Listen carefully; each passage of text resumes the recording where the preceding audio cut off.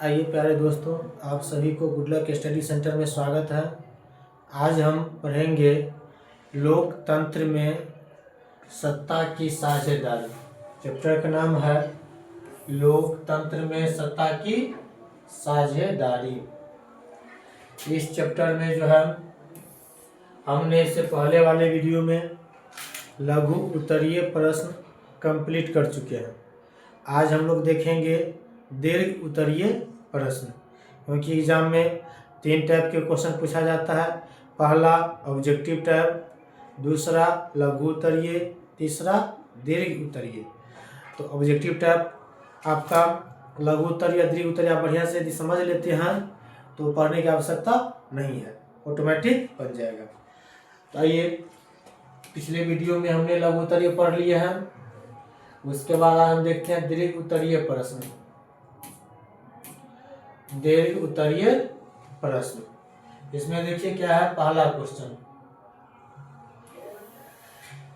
Main इसको समझना है। सोशल साइंस में आप हर एक चीज उलटिएगा तो संभव नहीं है।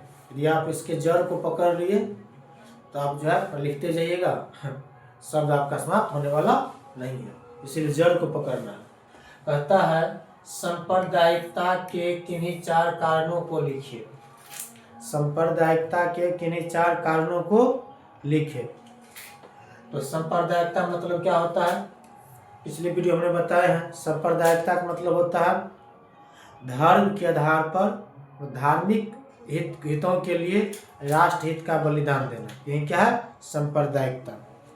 धार्मिक हितों के लिए राष्ट्र हित का बलिदान देना क्या है सांप्रदायिकता। तो सांप्रदायिकता के 4 प्रमुख कारण है, निम्नलिखित है। पहला राजनीतिकरण, पहला क्या है राजनीतिकरण। दूसरा है आर्थिक असमानता। तीसरा है अशिक्षा और अंधविश्वास।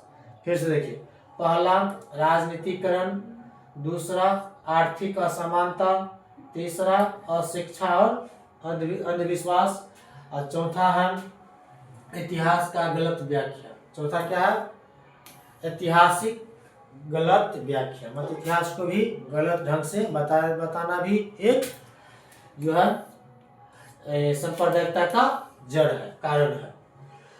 ठीक है ना। पहला राजनीतिकरण, सांप्रदायिकता के 4 मुख्य कारण। पहला राजनीतिकरण, दूसरा आर्थिक असमानता, तीसरा अशिक्षा और अंधविश्वास, चौथा क्या है ऐतिहासिक गलत व्याख्या, मतलब इतिहास को गलत रूप से व्याख्या करना या दिखाना। ये 4 कारण है। और बारी बारी देखते हैं। राजनीतिकरण, राजनीतिकरण मतलब होता है कि राजनेता अपने फायदा के लिए धर्म के आधार पर एक दूसरे में लड़ाता रहता है। कहता है राजनेता सत्ता पाने के लिए वोट बैंक की राजनीति करते हैं।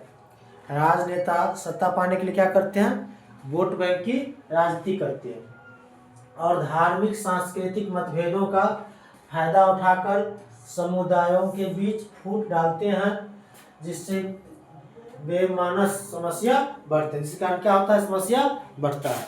यदि आप ये पॉइंट याद रखिए, राजनीतिकरण, तो राजनीतिकरण माने क्या हो गया, राजनेता अपने वोट बैंक के लिए समाज में धर्म के आधार पर लड़ाते हैं, बस ये है।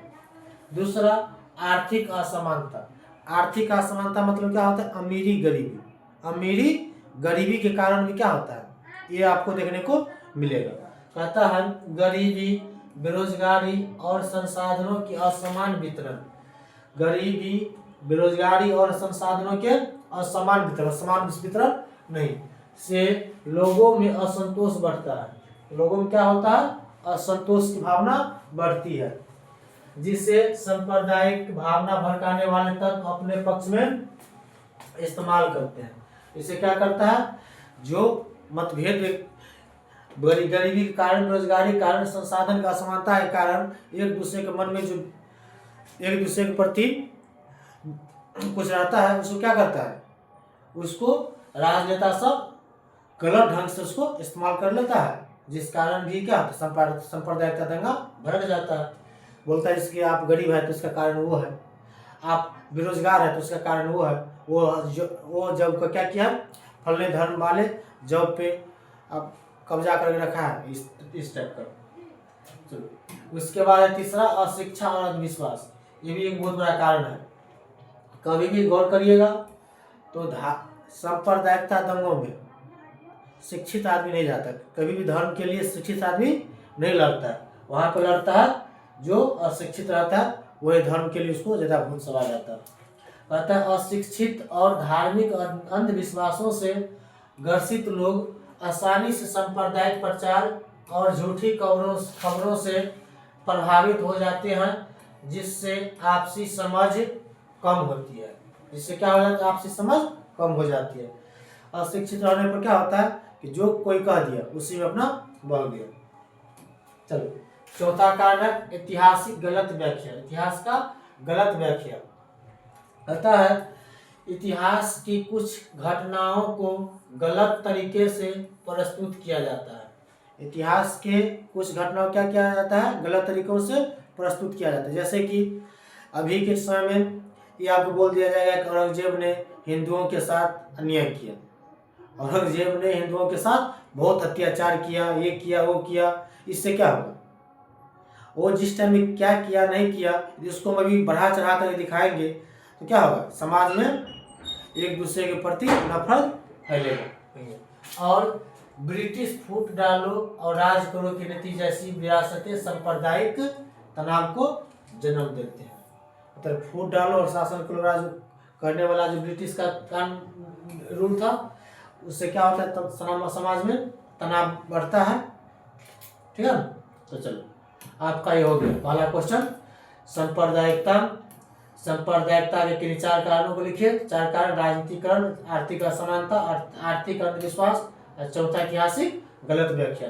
ये 4 पॉइंट याद रखना है, बाद इस बार लिखना है तो ऑटोमेटिक आप लिख लीजिएगा। क्वेश्चन नंबर 2 इसमें कहता है भारतीय संविधान में धर्मनिरपेक्ष समाज की स्थापना हेतु क्या प्रावधान किए गए हैं। हमारा जो भारत है क्या है, धर्मनिरपेक्ष राज्य देश है। हमारा भारत क्या है, धर्मनिरपेक्ष देश है। यही कहता है कि भारतीय संविधान में धर्मनिरपेक्ष समाज की स्थापना हेतु क्या प्रावधान किए गए हैं, विस्तार से बताइए। उसको क्या करना है, डिटेल में बताना है, विस्तार में बताना है। और देखते हैं, कहता है धर्मनिरपेक्ष समाज के लिए प्रमुख संवैधानिक प्रावधान निम्नलिखित है। पहला प्रस्तावना, पहला क्या, प्रस्तावना। दूसरा मौलिक अधिकार। उसके बाद तीसरा आपका है अल्पसंख्यकों के अधिकार, अल्पसंख्यकों के अधिकार। चौथा में है राज्य के नीति निर्देशक तत्व। उसके बाद राज्य के नीति निर्देशक तत्व। उसके बाद है भारतीय धर्मनिरपेक्षता की प्रकृति। यही 4-5 कारण है जो क्या करता है, भारत को धर्मनिरपेक्ष राज्य बनाने में भारत एक धर्मनिरपेक्ष राज्य है उसका प्रूफ देता है। ठीक है ना। और डिटेल से एक दूसरे के बारे में पढ़ेंगे बारी बारी से। पहला क्या है, प्रस्तावना। पहला है प्रस्तावना। कहता है प्रस्ताव 1976 के 42वें संविधान संशोधन द्वारा। ये भी क्वेश्चन पूछता है 42वां संविधान संशोधन कब हुआ था, तो 1976 ईस्वी में। धर्मनिरपेक्ष सेकुलर शब्द जोड़ा गया। ये भी क्वेश्चन आप सब्जेक्टिव पूछ दें कि धर्मनिरपेक्ष शब्द कब जोड़ा गया, तो लिखेंगे 42वें संविधान संशोधन में। कब, 1976 ईस्वी, 1976 ईस्वी में, जो भारत को एक धर्मनिरपेक्ष राष्ट्र घोषित करता है। यह सभी नागरिकों को विचार, अभिव्यक्ति, विश्वास, श्रद्धा और उपासना की स्वतंत्रता सुनिश्चित करता है। क्या करता है, सुनिश्चित करता है। उसके बाद मौलिक अधिकार। दूसरा क्या है, मौलिक अधिकार।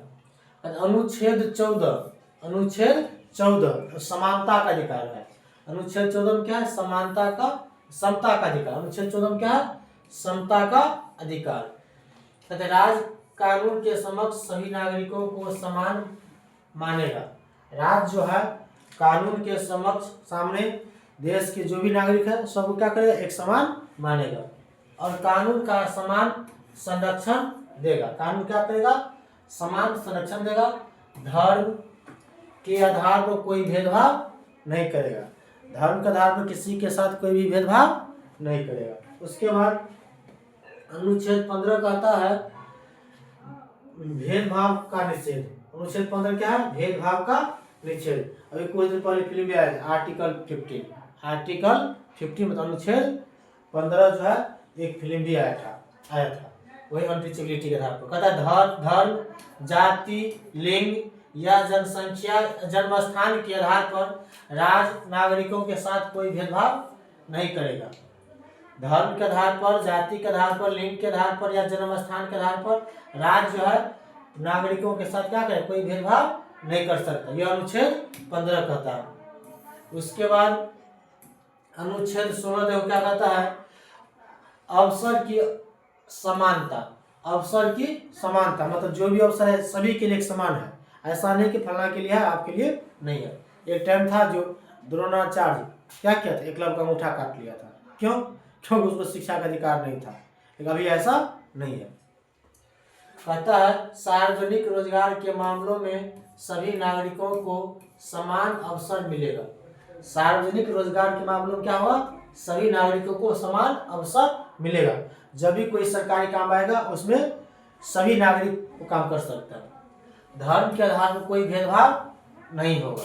धर्म के आधार पर उस नागरिक के साथ किसी भी नागरिक के साथ कोई भेदभाव नहीं होगा।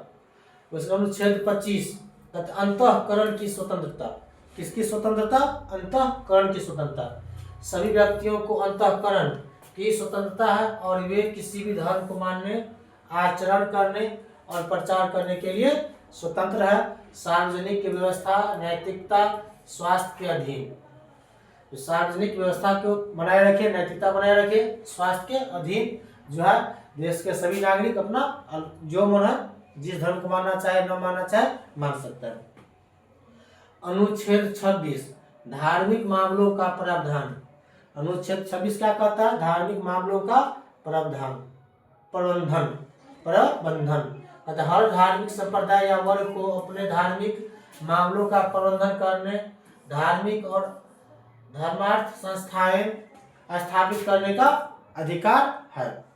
अनुच्छेद 27 कर से मुक्त। अनुच्छेद 27 क्या कहते हैं? कर से मुक्त। किसी विशेष धर्म को बढ़ावा देने के लिए कर के रूप में धन देने के लिए किसी व्यक्ति को बाध्य नहीं किया जाएगा। एक टाइम था जो जजिया कर लगाया जाता था हिंदुओं पर। एक टाइम था जो हिंदुओं पर मुगल के शासनकाल में, औरंगजेब के शासनकाल में जजिया कर लगाया जाता था हिंदुओं पर। इसको धर्म की रक्षा करने के लिए उसको टैक्स देना पड़ता था। लेकिन वर्तमान में ऐसा नहीं है। भारतीय संविधान में ऐसा नहीं है। आप जिस धर्म को मानते हैं मानिए, आपको सरकार को टैक्स देने की आवश्यकता नहीं है कि हम आपको टैक्स देंगे तो आप हमको रक्षा कीजिएगा। ऐसा नहीं है। जो है सबके लिए। अनुच्छेद 28 कहता है धार्मिक शिक्षा पर प्रतिबंध। धार्मिक शिक्षा पर प्रतिबंध कहते हैं राज्य द्वारा पूरी तरह से वित्त पोषित शिक्षण संस्थाओं में कोई धार्मिक शिक्षा नहीं दी जाएगी। मतलब जो सरकारी विद्यालय है उसमें किसी एक धर्म के बारे में शिक्षा नहीं दिया जाएगा। ठीक है ना? उसके बाद अल्पसंख्यकों के अधिकार। अल्पसंख्यकों के अधिकार में तीसरा पॉइंट लो। कहता है अनुच्छेद 29 संस्कृति और भाषा का संरक्षण। अनुच्छेद 29 में क्या है? संस्कृति और भाषा का संरक्षण। नागरिकों के किसी भी वर्ग को अपनी विशिष्ट भाषा, लिपि या संस्कृति को बनाए रखने का अधिकार है। देश के जो भी नागरिक है सभी को अपने क्या करना है? भाषा को बनाए रखने का अधिकार है। भाषा को, लिपि को, संस्कृति को बनाए रखने का अधिकार है उसके पास। अनुच्छेद 30 शैक्षणिक संस्थाओं की स्थापना।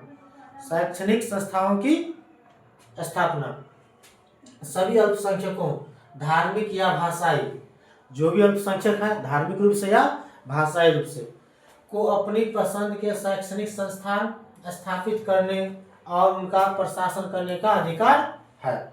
जो भी अल्पसंख्यक है वो अपने ढंग से अपना जो है शैक्षणिक संस्था स्थापित कर सकता है, उसका प्रचार प्रसार कर सकता है। चलो उसके बाद चौथा पॉइंट नीति निर्देशक तत्व। राज्य के नीति निर्देशक तत्व कहता है अनुच्छेद 14 समान नागरिक संहिता संहिता। अनुच्छेद 44 समान नागरिक संहिता, राज्य सभी नागरिकों के लिए एक समान नागरिक संहिता, मतलब सभी के लिए एक समान कानून।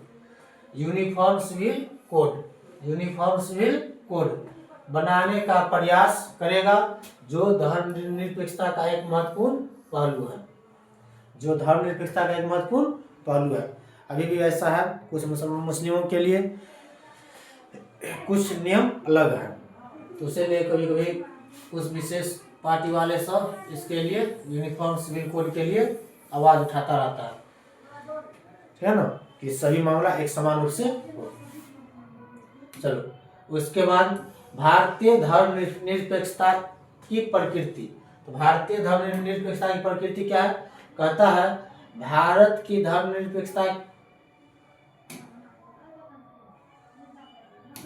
की धर्मनिरपेक्षता पश्चिमी मॉडल से अलग है। पश्चिमी मॉडल से क्या है? अलग है। जहां राज और धर्म पूरी तरह अलग होते हैं, जहां पर क्या होता है पश्चिम में, राज और धर्म पूरी तरह से अलग होते हैं। भारत में राज किसी विशेष धर्म का पक्ष नहीं लेता। भारत में जो है राज किसी विशेष धर्म का पक्ष नहीं लेता, बल्कि सभी धर्मों को समान और समर्थन देता है, जिससे सकारात्मक धर्मनिरपेक्षता भी कहा जाता है। यह सभी धर्मों के साथ समान व्यवहार सुनिश्चित करता है। सभी धर्मों को समान व्यवहार सुनिश्चित करता है कौन? भारतीय संविधान। और धार्मिक स्वतंत्रता की गारंटी भी देता है। ठीक है, यही था आपका क्वेश्चन नंबर 2। क्वेश्चन नंबर 3 में आते हैं। कहता है भारत में जातिवाद पनपने के किन्हीं 4 कारणों का वर्णन करें। भारत में जातिवाद पनपने का किन्हीं 4 कारणों का वर्णन करें। भारत में जातिवाद पनपने के 4 कारण निम्नलिखित है। पहला, सामाजिक संरचना। दूसरा, राजनीतिकरण। तीसरा, आर्थिक असमानता। और चौथा, मनोवैज्ञानिक कारण। चौथा क्या? मनोवैज्ञानिक कारण। ये 4 पॉइंट आपको याद रखना है। भारत में जातिवाद बहुत ग्रसित है, जिससे पनपने का 4 कारण है। पहला, सामाजिक संरचना। हमारा समाज जिस तरह से संरचना किया गया उसका एक दूसरे में। दूसरा, राजनीतिकरण। तीसरा, धार्मिक असमानता। चौथा, मनोवैज्ञानिक कारण। तो हम बारी बारी देखते हैं। पहला जो है इसका धार्मिक संरचना, उसमें कहता है जाति एक सामुदायिक समाज की आधारशिला है। जाति एक सामुदायिक समाज की क्या है? आधारशिला, इसी पर टिका हुआ है।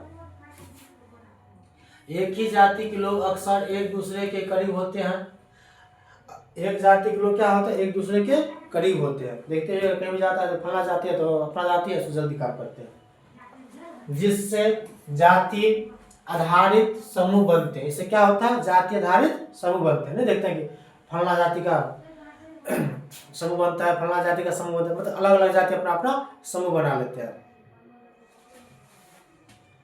सजातीय विवाह, एक ही जाति के भीतर विवाह, मतलब अपने ही जाति में जो विवाह होता है, भी इस संरचना को मजबूत करता है। ये जो एक सजातीय विवाह होता है, अपने एक ही जाति में जो विवाह होता है, वो भी क्या करता है? इस संरचना को मजबूत करता है, जिससे जाति की प्रतिष्ठा की रक्षा होती है। ये सामाजिक संरचना में आ गया। दूसरा, राजनीतिकरण। ये तो और बहुत बड़ा मुद्दा है।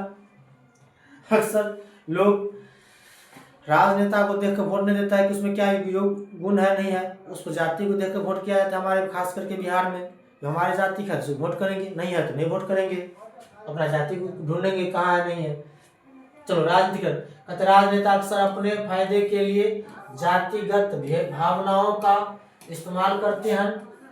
चुनाव के समय पार्टियां जातीय समीकरण को ध्यान में रखकर उम्मीदवार खड़ा करती है। देखता है कि किस जाति के यहाँ में जनसंख्या ज्यादा है, उसी जाति को उसको वहाँ कैंडिडेट दिया जाता है। कुछ मामलों में वे जातीय भावनाओं को भड़काकर भी वोट हासिल करती है। तो उसके बाद देखते हैं हम 3 नंबर पॉइंट, आर्थिक असमानता। आर्थिक असमानता जातिवाद को बढ़ाती है। आर्थिक असमानता भी क्या करती है? जातिवाद को बढ़ाती है। कुछ जातियों को शिक्षा, रोजगार और संसाधनों तक सीमित पहुंच मिलती है।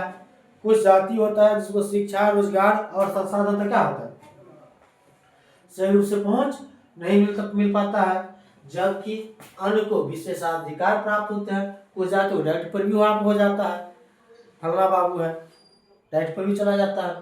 यह असमानता सामाजिक और आर्थिक अंतर को और गहरा करती है, जिससे जातिवाद को बढ़ावा मिलता है। एक जातिवाद बढ़ावा में आर्थिक असमानता बहुत मायने रखता है। चलो उसके बाद 4 नंबर मनोवैज्ञानिक कारण, ये भी एक बहुत मजबूत कारण है उसका। कहता है कुछ लोगों में अपनी जाति को दूसरे से श्रेष्ठ मानने की मनोवैज्ञानिक भावनाएं होती है। देखते होइएगा अपने समाज में कुछ जाति लगता है कि हम सबसे बड़े हैं, एक उसके मनोवैज्ञानिक उसका भावना होता है, कारण होता है। यह भावना भेदभाव और पूर्वाग्रह को जन्म देती है। दूसरी जातियों के लोगों के साथ दुर्व्यवहार करने की प्रवृत्ति भी इसी कारण से उत्पन्न होता है। जब अपने आप को श्रेष्ठ समझेगा, दूसरे को नीचा समझेगा, जिस कारण कभी उस बहस हुआ तो कुटा जाएगा, मार खा जाएगा, ऐसे विवाद हो जाएगा, सांप्रदायिकता रूप धारण कर लेगा, सांप्रदायिकता के रूप में भी इसको जा सकता है। चलो उसके बाद क्वेश्चन नंबर 3 कहता है भावी समाज में लोकतंत्र की जिम्मेदारी और उद्देश्य पर एक संक्षिप्त टिप्पणी लिखे। आने वाले समाज में जो है लोकतंत्र की क्या जिम्मेदारी होनी चाहिए और उसका उद्देश्य क्या होना चाहिए, उस पर क्या करता है, एक टिप्पणी लिखने के लिए कह रहा है।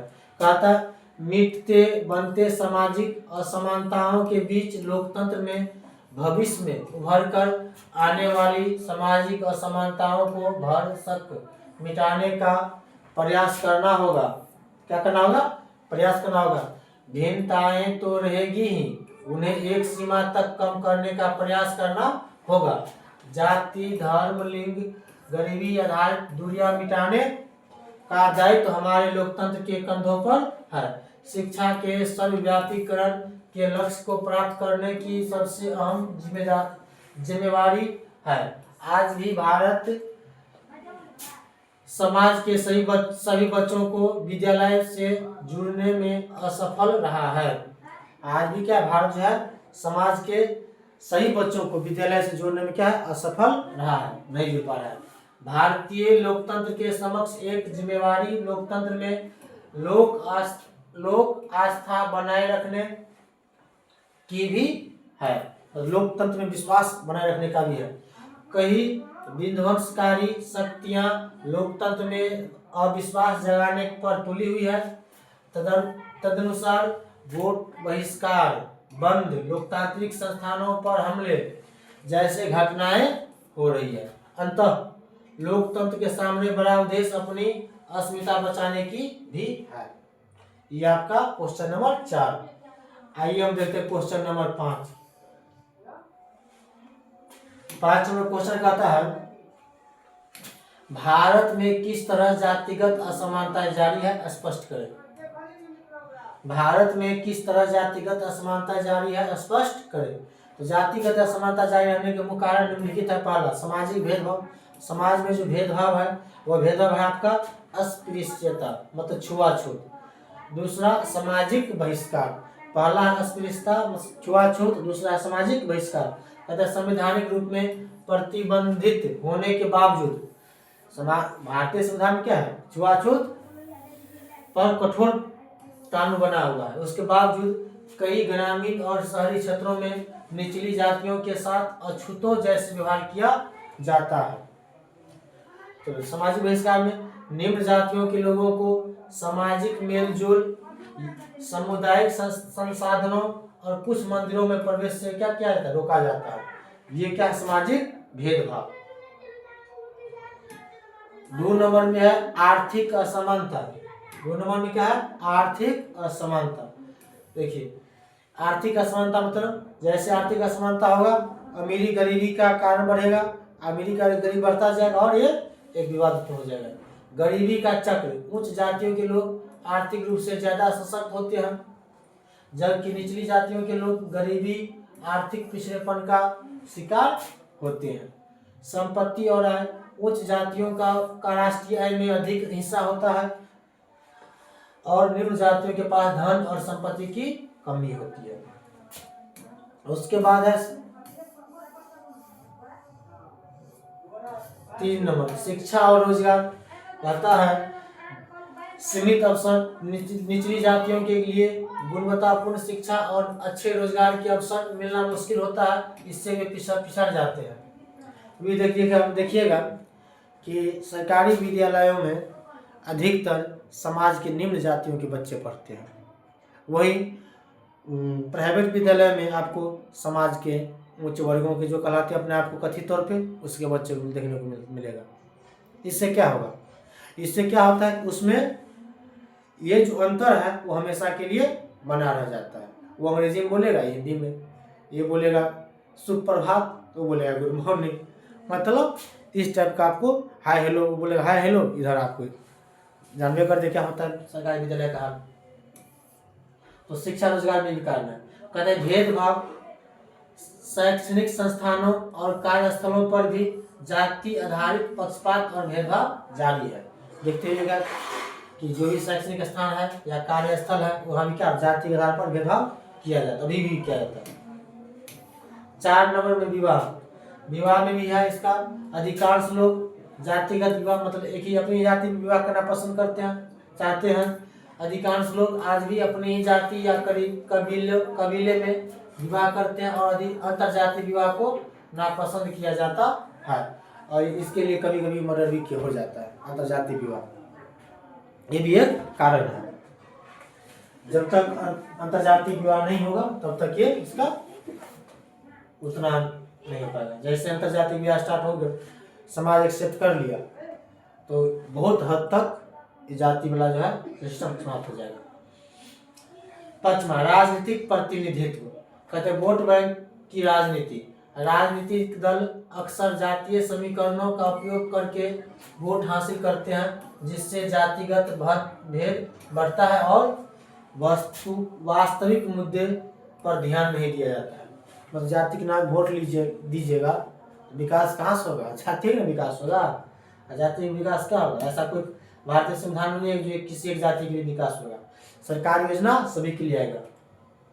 चलो 6 नंबर जाति आधारित हिंसा। जाति आधारित हिंसा भी इसका एक बहुत बड़ा कारण है। अत्याचार, निचली जाति के समुदायों के खिलाफ हिंसा और अत्याचार की घटनाएं आज भी घटित होती रहती है, जिससे पदानुक्रम लागू होता है। ये उसको संक्षेप में देखेंगे तो संक्षेप में कहता है संवैधानिक प्रावधानों और कानूनों के बावजूद भारत में जातिगत असमानताएं सामाजिक, आर्थिक और सांस्कृतिक स्तर पर गहरी जड़ें जमाए हुए हैं। क्या किए हैं? जमाए हुए हैं और समाज के ताने बाने को प्रभावित कर रही है।